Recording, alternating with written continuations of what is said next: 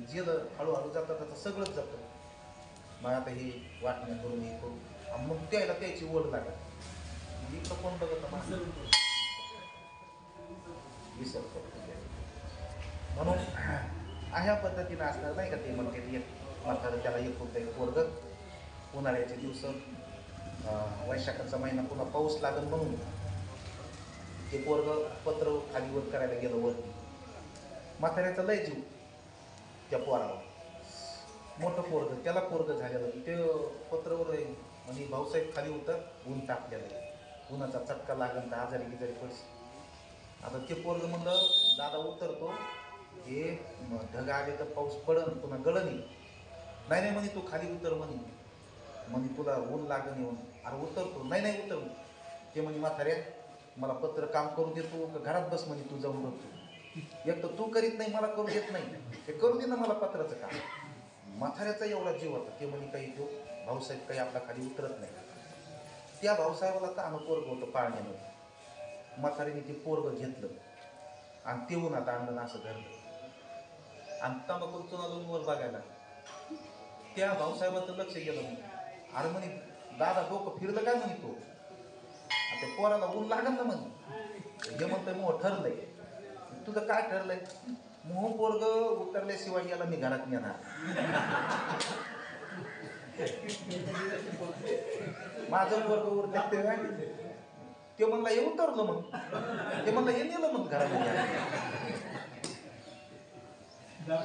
दाखवून दिलं. म्हणजे अगोदर म्हातारीचं काय त्याच्यात जीव नव्हता का, तळमळ नव्हती का? हा हा हा मग त्या म्हाताऱ्याच्या लक्षात आलं याच्या पोरात जसा याचा जीव आहे मग हाय, पण याला मग हा जीव जाणार ना.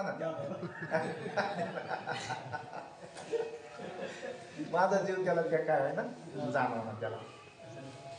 म्हणून त्या ठिकाणी पुढं त्या ठिकाणी हे चालत असतं. त्या जगाचा सिद्धांत आपल्याला प्रलय सांगतात, विवेक करायचा. याचा विवेक केला आणि विचार जर जागृत ठेवले, काय दुःख देणं हा त्याचा स्वभाव आहे, सगळ्याला भेटणार आहे. आपण झालो तर जीव की आपल्या पाप पुण्याच्या मिश्रितांनी झालेल्या दुःख भेटणारच. पण ते भेटत असताना विवेकामुळं त्याची जी तीव्रता आहे ती कमी होईल, अशा पद्धतीनं असणारं त्या ठिकाणी हा परलय. असो जाणणे चितुके ज्ञान हे विज्ञान मने ओळखावे उन्मन कोण्या प्रकारे. मनाने अशा पद्धतीनं त्या ठिकाणी ओळखलं पाहिजे. आणि काय केलं पाहिजे? मनाने नेहमी श्रवण केलं पाहिजे. गुणातीत साधक संत विवेकी केले सर्वनापरीस मनन सार. श्रवण केल्यानंतर त्याचं मनन केलं पाहिजे, आठवण केली पाहिजे आपण काय ऐकलं काय नाही. मनन कळे सारासार. मननाने आपल्याला साराने आसार कळतं आणि सारा आसार कळल्यानंतर परमात्म्याचा निधध्यास लागतो आपल्याला.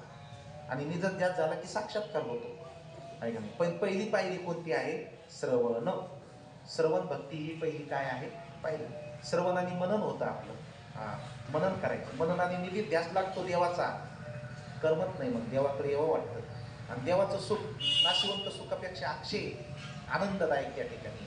नाशिवंत सुख क्षणिक आहे, दुःख मिश्रित त्या ठिकाणी सुख आहे. आणि मग एकदा देवाचा निधीध्यास लागला की तो आहेच आपल्याकरता हजर. 2 पावलं त्याच्याकरता चाललं तर तो 1000 पावलं टाकून आपल्याकडे येण्याकरता तयारच येतो. आणि मग तो काय करतो? साक्षात्कार घेतो. साक्षात्कार म्हणजे डायरेक्ट उभाच राहिला असं काही. प्रत्येक गोष्टी तुमचं आमचं अंतःकरण निर्मळ झालं, स्वच्छ झालं, त्याच्यामध्ये विवेक जागृत झाला, साक्षात्कार येतो. ज्ञान जागृत झालं, साक्षात्कार येतो. अशा पद्धतीनं हा समास आपल्याला सद्गुरू समर्थाने त्या ठिकाणी सांगितलेला आहे. आता दशक 11वा समास दुसरा. चत्वार देव निरूपण नाम. श्रीराम समर्थ. श्रीराम. एक निश्चल एक चंचल, चंचली गुंतले सकळ. निश्चळ ते निश्चळ जैसे तैसे. श्रीराम. पायी निश्चळाचा विवेक, ऐसा लक्षामध्ये एक. निश्चळ ऐसा निश्चयात्मक, निश्चळची तो श्रीराम. या निश्चळाच्या गोष्टी सांगती, पुन्हा चंचळाकडे धावती. चंचल चक्री निघून जाती, ऐसे थोडे श्रीराम.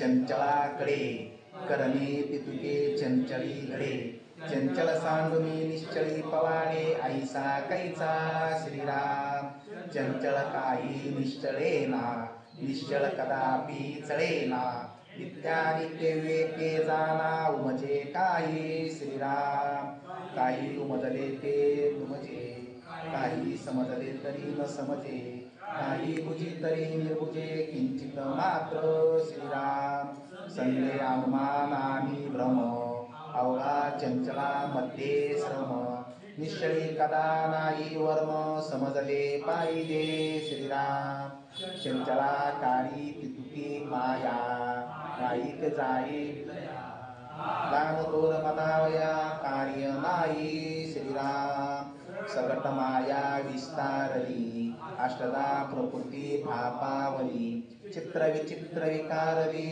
नाना रूपे श्रीराम नाना उत्पत्ती नाना विकार नाना प्राणी लान तोर नाना पदार्थ मकार नाना रूपे श्रीराम विकारवंत विकारले सूक्ष्म जडत्वास आले अमर्याद दिशो लागले काहीचा बाई श्रीराम मग नाना शरीरे निर्माण झाली नाना नामाभिधाने देविली राजा परत्वे कळ आली काही काही श्रीराम मग नाना रीती नाना दंडक आचार एका हुनी एक वर्तो लागले सकळ लोक लोकाचारे श्रीराम अष्टदा प्रकृतीची शरीरे